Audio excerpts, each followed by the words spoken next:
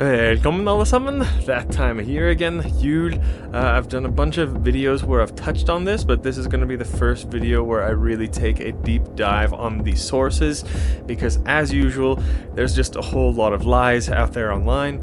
Most people don't even get the date of Yule right, and people falsely link Christmas with Viking Age Yule traditions, when in reality, what we know about Yule is not anywhere near as much as people think, but I'm going to clear it all up in this video with the sources once and for all. So guys, first thing, in most of my videos now, I've written an academic style article to go along with it, and you will find the article for Yule on my website, Norse Imports, right here, going over all the sources. You guys are free to use this as you like in any of your research or school papers or arguing with cringe pagans or whatever. And today, we actually just restocked a bunch of the Yule stuff and some new items as well, and I've got a sale just for you guys on the YouTube here. Enter code Yulefather, and you'll get 30% off the Yule selection, all the Christmassy items here, only until next Tuesday, because if you're in the US, those will arrive to you before Christmas then.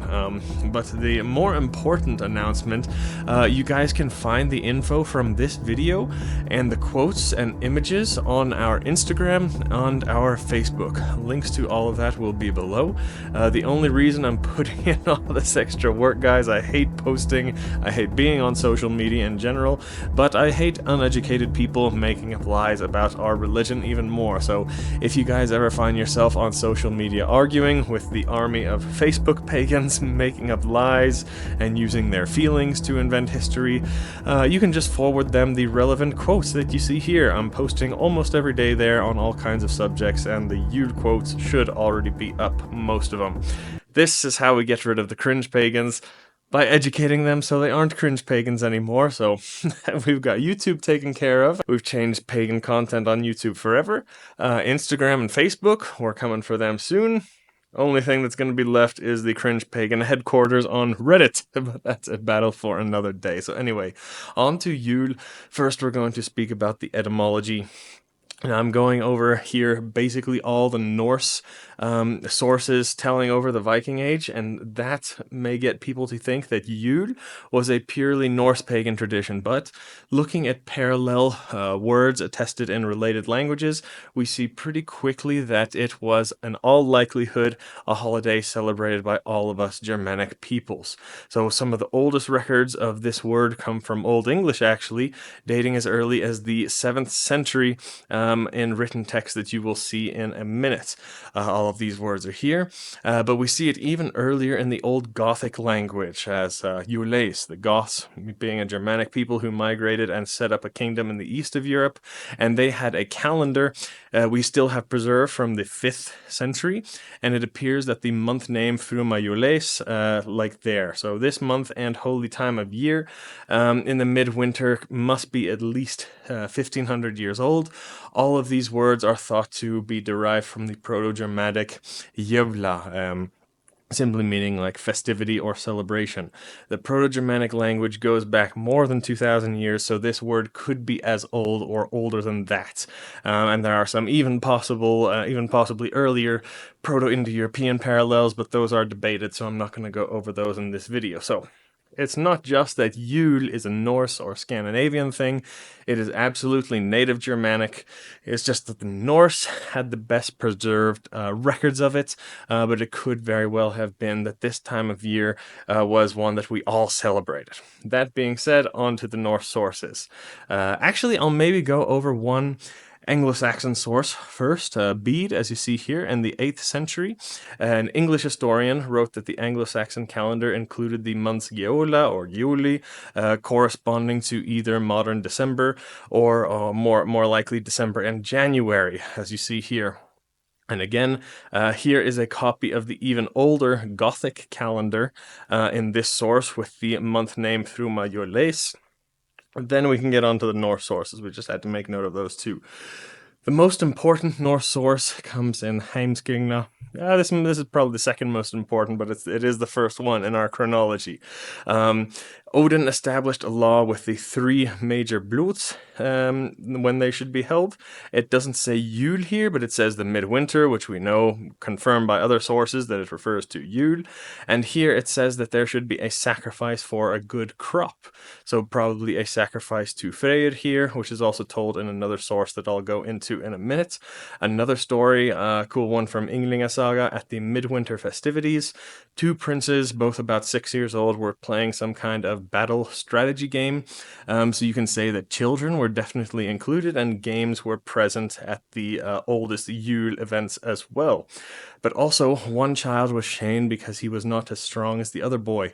So he was fed a wolf's heart, and from that day on, he was ferocious and was strong for the rest of his life. So there's a possible tie there to a berserker or maybe Ulfhedin initiation ritual that sometimes took place at Yule.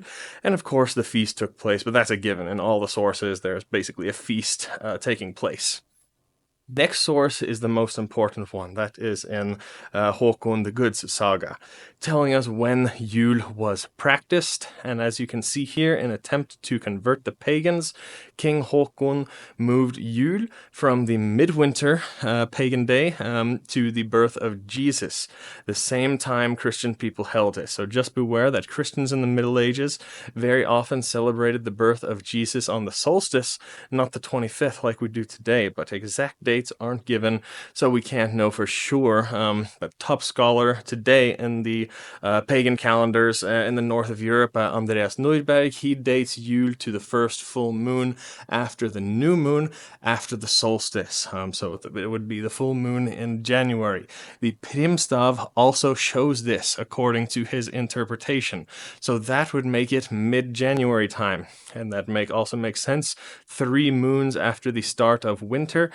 This was Vetternatter, winter nights, and that would bring us 3 moons from that. It would be at the midwinter, the full moon in January. So the full moon in January makes the most sense with all the sources, I believe too, and I practice it at that day as well. So the full moon in January is the actual original pagan Yule. However, it is a 3-day celebration, as told here.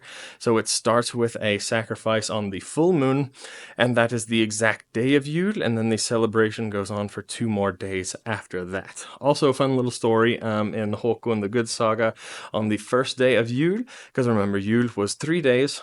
On the first day of Yule, a Jarl's son was born, and he was given what was called Vatni Ausen, which was the pagan baptism. Probably not that different to the Christian baptism of the time, and he was given his name here. This baby was the legendary Jarl Håkon, who was born, the best warrior and chieftain that the north of Europe has ever seen. And this is a common theme whenever a child is born on Yule, or whether that be the first full moon after the solstice or on the actual solstice after it had changed. The greatest men to ever live were very often born on these days. That means they would have been conceived in the springtime around Easter or Easter in pagan times, which has all these kinds of fertility rituals going to it. So very, very interesting thing there. If you were planning on having kids, try and conceive at the Easter time, and you will give birth at the solstice when the strongest humans are born, at least according to the Norse sources. Another one, Thietmar of Merseburg, wrote about the sacred midwinter sacrifices in the Lejre, Denmark, but here he attests it as only every 9 years, different to other sources where it was definitely shown to be every year, but here very clearly it's in January. And this is the most reliable source that we have, by the way, because it is a first-hand account. It's not a saga. It was written a couple hundred years later. Another source in Hedvara saga, there's a few very important things here that show how Yule was celebrated. The first one says how oaths were taken and boasts were made. This was called heitstrenging here, but it's almost identical to sumbel or symbol, which we find even in Old English texts like Beowulf, hundreds of years before the Viking Age when that took place. So without a doubt, this is an oldest tradition of Yule, that you go around, you make toasts, you swear oaths, and you brag about your ancestors' deeds. Another example in the Hervae saga tells about the Sonagulter, the sacred sacrificial boar, that before they sacrificed it at Yule, They would guide the boar around the hall, and each man would put his hand on the boar's head and bristles, and he would swear an oath. This is almost certainly where the Christmas ham originates from, the boar sacrifice. Like many of us have today, we have a Christmas ham, or even like we eat in Scandinavia, my favorite, julegrisen. And even Jacob Grimm in Anglo Saxon England in the 1800s, he noted the serving of a boar's head at banquets at Christmas time, which he linked to the Yule Boar bloat that would have been there. And we have a lot more sources about this boar that was brought in at Yule. Another one is in Helga Kvida Jörvasonar, and this one is in the Poetic Edda. It seems to be dated to the earliest times based on the language, like most of you know as well. And it says the same thing here, swearing oaths on the sacrificial boar for Yule. So there goes the denier's argument that say, oh, the Viking sagas were written by Christians and they are all made up, so we just need to make up our own religion and do what we want. So no. These sagas, they may not have been written until a couple hundred years after the Viking Age and pagan times, that's true. But archaeological evidence and much older tales that we know confirm a lot of the events that we hear about in the sagas. So sources on our religion are not just made up, unreliable Christian accounts. We know a heck of a lot of it to be true, and we can't be cringe pagans and just ignore the sources we don't like. So that's one of my biggest pet peeves there, and one example proving this to be true right here. Next, we can go into Egil Saga. 100%, it shows that gift giving took place at Yule. As you can see here, generous gifts were given by the host, and in response to Odin Björn's generous gifts, Egil composed a thank you poem. And one more thing, after the Yule festivities, Egil was in a depression, and reality set back in after all the partying and feasting was over, and he remembered about his troubles for the coming year. Bruh, Egil. We have a saying for this situation in Norwegian, "Kjærdas." Then that basically means, yeah, I feel your pain. Like this is exactly how I feel.